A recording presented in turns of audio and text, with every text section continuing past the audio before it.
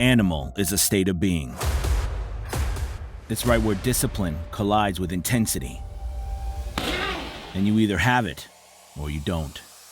Now, some of us are born with it, and others, well, they just have to work harder than everyone else to get it done.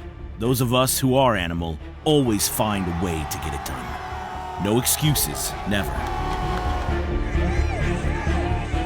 So ask yourself, am I driven, motivated, intense, disciplined?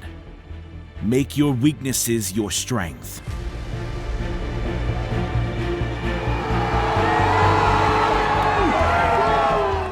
I adapt. I push my limits.